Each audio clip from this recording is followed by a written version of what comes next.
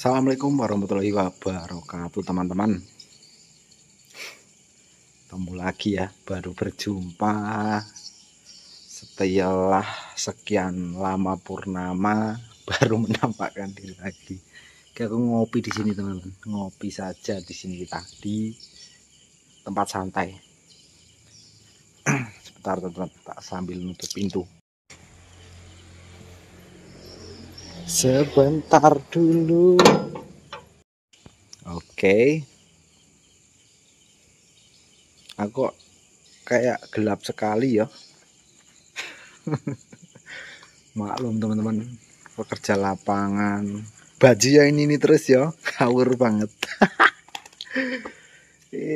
Akibat tidak ada yang mencucikan ini teman-teman. Jadi ya wis, yang penting paling buat tidur tapi ganti. Kalau nggak konten ganti, kalau konten pakai ini lagi.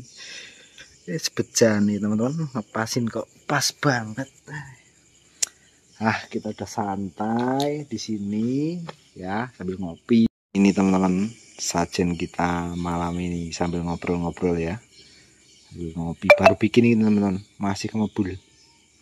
Seger, kopi Kapten. Nah, oke, kita sambil santai ya. Kakiku belum sembuh-sembuh ya teman-teman. Masih bengkak, nggak tahu ini loh. Sakit kok awet banget ya. Rasanya itu kalau malam begini cekot. Nggak dibawa kerja aku.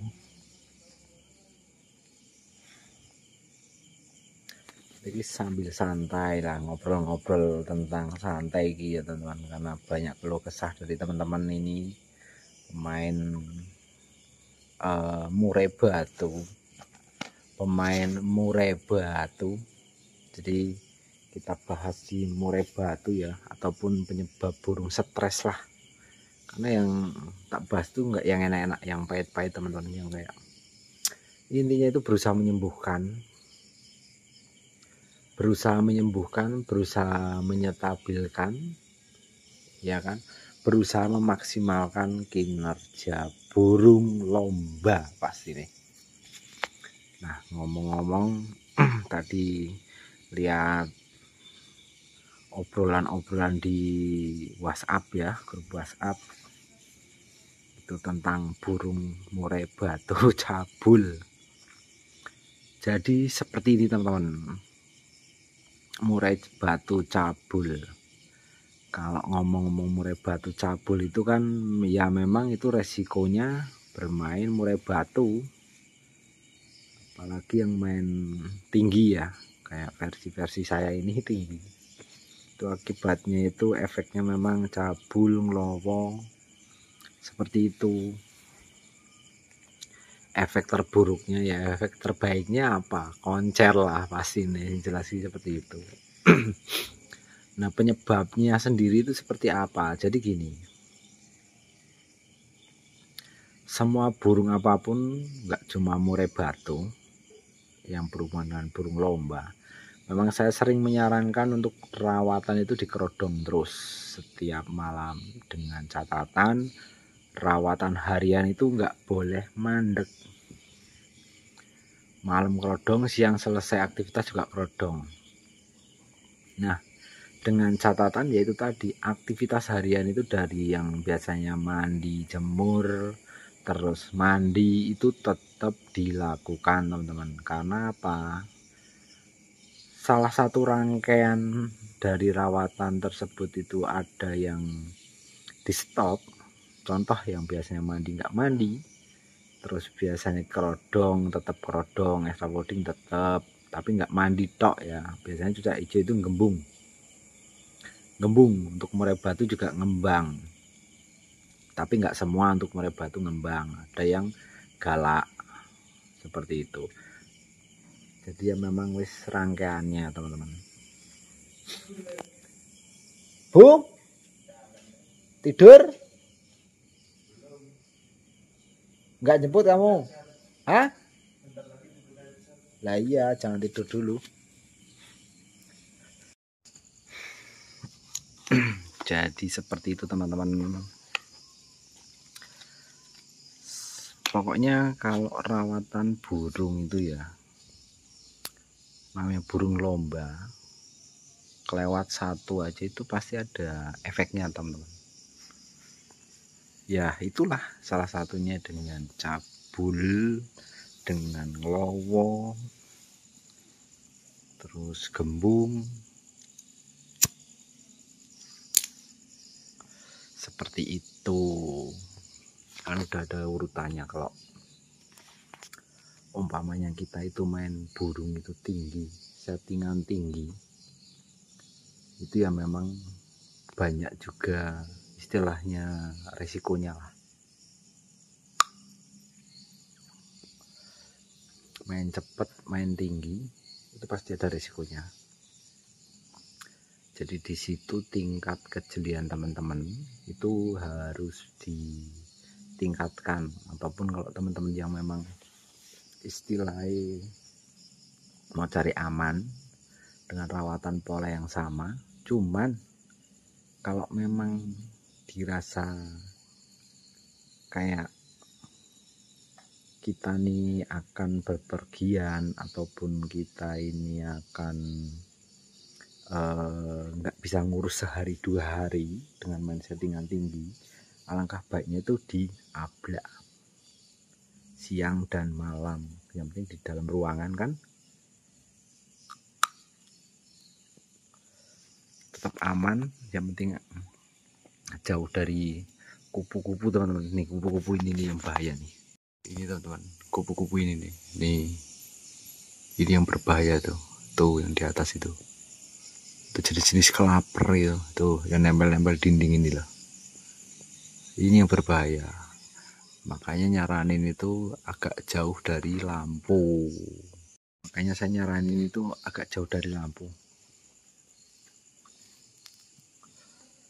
Karena kalau udah makan kupu-kupu itu ataupun serangga malam hari, itu yang repot. Karena biasanya serangga yang keluar malam hari ini kebanyakan ada racunnya. Beda dengan serangga yang keluar di siang hari. Mereka juga makan serangga, tapi bukan serangga yang keluar di malam hari teman-teman. Itu yang perlu diwaspadai. Intinya itu kalau mau main settingan kenceng, rawatan kenceng, itu yang utama yaitu kalau memang nggak bisa continue di hari itu ataupun sekiranya berpergian jauh, silahkan diablak dalam ruangan seperti itu. Lebih aman, antisipasi dia itu stres karena panas.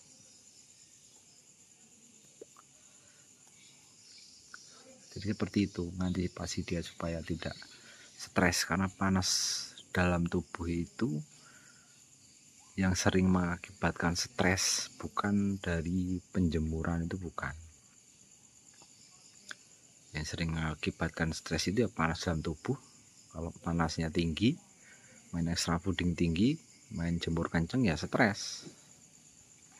Karena kadang burung itu nggak kuat, kondisi badannya itu nggak kuat teman-teman. Seperti itu. Itu sedikit saran dari saya untuk antisipasinya ya. Terus dan kalau udah begitu untuk murai batu khususnya ya, karena dia doyan cacing, silahkan berikan cacing tanah. Itu kalau untuk cak hijau ya beli susu Nutrikan yang tinggi asam amino itu teman-teman, yang tinggi asam amino ataupun mengandung asam amino. Kenapa kok asam amino? Karena gini, asam amino itu nutrisi tinggi tapi bersifat dingin ataupun adem. Ya, bersifat dingin ataupun adem. Contoh kayak cacing. Cacing itu juga nutrisi tinggi, cuma sifatnya dingin. Lah nanti burung saya nggak vektor, nggak ada cerita nggak vektor. Tinggal kalian mandikan malam, seperti itu. Nanti kalau dimandikan malam juga tetap vektor. Berapa kali seminggu? Kalau untuk mandi malam itu nggak ada patokan teman-teman. Kalau feelingmu ini mandikan, mandikan. Tapi kalau cuaca hujan pun kalau memang burung mau mandi, Yang penting tempatnya terang, dekat kerambanya terang, seperti itu. Kalau nggak mau mandi ya, kalau memang cuaca hujan ya nggak usah mandikan. Tapi kalau cuaca terang nggak mau mandi bisa dikabut. Semprot kabut pakai apa jenenge? Sampo ya. Sampo kan udah tak sematkan. Silahkan teman-teman pakai ya. Itu yang saya pakai juga, ataupun yang sering saya pakai. Daripada saya pakai yang merek lain, saya lebih cenderung ke yang merek saya sematkan itu. Di samping nggak berbau, dia juga nggak berwarna ya, tapi mengandung disinfektan. Itu yang aku senang. Disinfektan sendiri kan untuk virus-virus ya, bakteri. Intinya tuh virus-virus yang berbahaya, mengatasi burung. Jadi kayak berbatu kayak stroke, lumpuh tiba-tiba, itu kan sebenarnya dari virus itu banyakan. Terus burung-burung yang lumpuh, stroke, pokoknya kelainan itu biasanya dia itu kekurangan asam amino dan B kompleks. Keduanya itu saling berhubungan ya teman-teman, saling berhubungan. Makanya tak sematkan juga itu B kompleks itu yang kemasannya itu kayak minyak ikan, bisa disepet pakai apa namanya, suntikan yang kecil, nanti diisi di perut jangkrik. Seperti itu setiap hari kalau memang bisa, enggak jadi masalah teman-teman. Kalau memang perawat ini punya waktu luang, berikanlah jangkrik yang pertama karena posisi dia lapar. Biasanya kalau burung itu kalau posisi lapar dia nggak icip-icip, langsung telan. Seperti itu. Wah, malam ini sahdu teman-teman. Ya, sahdu sekali, sepi. Nyaman sekali ya suasananya. Terang. Juga udah bersih.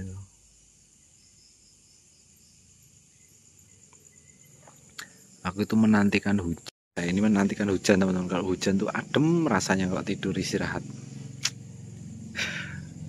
Oke, sementara gitu dulu ya teman-teman. Semoga apa yang tak sampaikan ini ada sedikit banyak jadi acuan ataupun pandangan teman-teman, supaya bisa bermanfaat untuk kita semua. Selamat malam, selamat beristirahat. Assalamualaikum warahmatullahi wabarakatuh.